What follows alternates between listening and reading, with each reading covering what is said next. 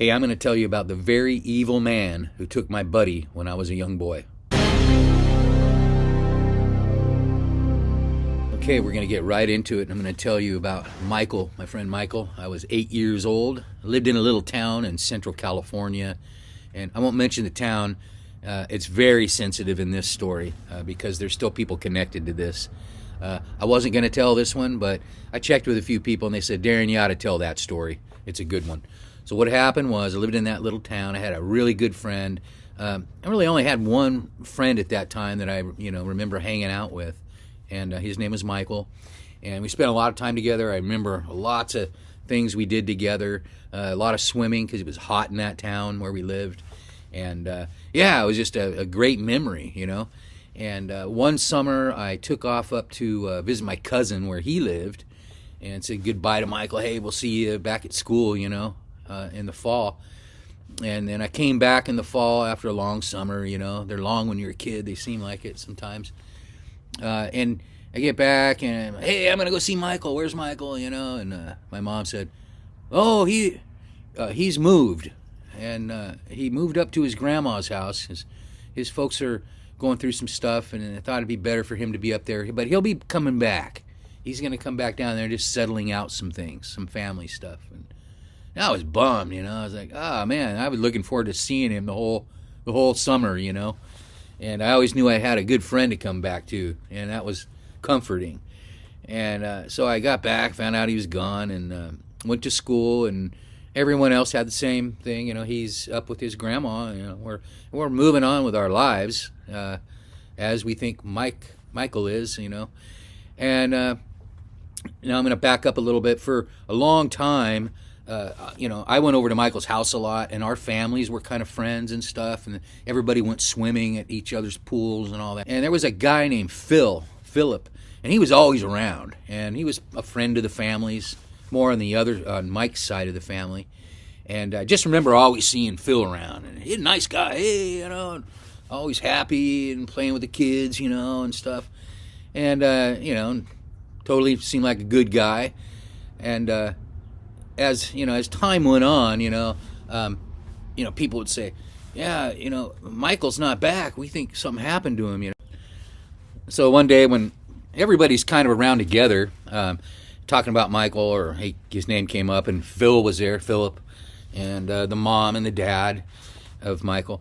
Somebody said, hey, how's Michael doing? Is he going to come back, And the first person that spoke up was Philip. He said, oh, he's fine. He's liking it up there. He's probably going to stay up there, And I'm a kid at the time, and even a kid at the time caught on to that, kind of jumping in there and flooding everybody out with his information.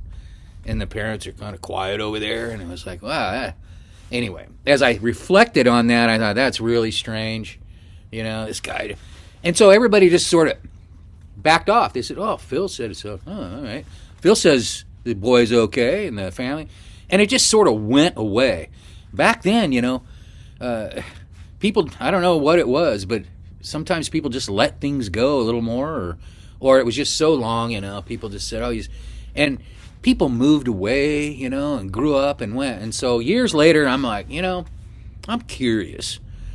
And I still had a family member, lived in the town, but, not someone I talked to very much. But I thought, well, I'm going to go through there and I'm going to get a hotel, hang out for a night, maybe go talk to my relative. And, hey, I'm going to see if the family's still there. Maybe even Phil, And this is years later. This is like 25, 30 years later. And, I'm a young adult going up there. And I went into town. I got a hold of my relative, and he said, the family's gone, but that guy Phil's still around. I see him at the bar and here and there, And I said, oh, cool. I'd love to run into that guy, And now here's the thing is they found out that the little boy, this is what was reported, they found out in the community that he had drowned up at his grandma's. But they found that out through Phil. And so he just said, oh, yeah, he drowned up there, That was, I got to talk to him. And I met up with him. Hey, you remember me? He was like, no, hey, because I was with my cousin. And he knew my cousin still. And I go, I'm Darren, I'm Mike's old friend. And the guy went, Oh, like that. And just taken back a little bit. Oh, yeah, all right. I think I remember you. And I said, yeah, you probably remember me. I was around a lot. And I said, I came back, I said, I'm here, just checking out the town again. It's been years. And I always wondered what happened to Mike, Mikey. And what about his parents? He said, oh, they moved a long time ago. They moved right after that happened. And I haven't seen him or heard from him, And then I said, so he drowned, I hear you said he drowned. And he said, yeah, that's what I'd heard. He drowned anyway. He didn't know for sure, nothing.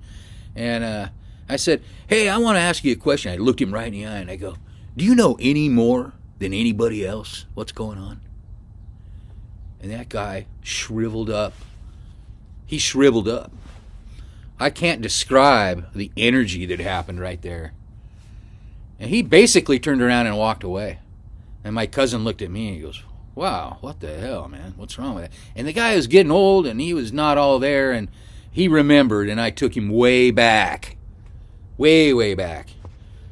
And I hope he remembered it as he was fading out.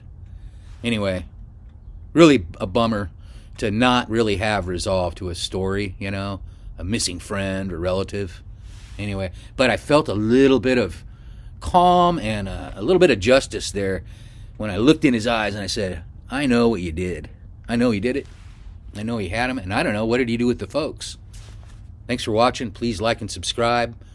Man, do I have more stories for you. And these are personal, too. Thank you.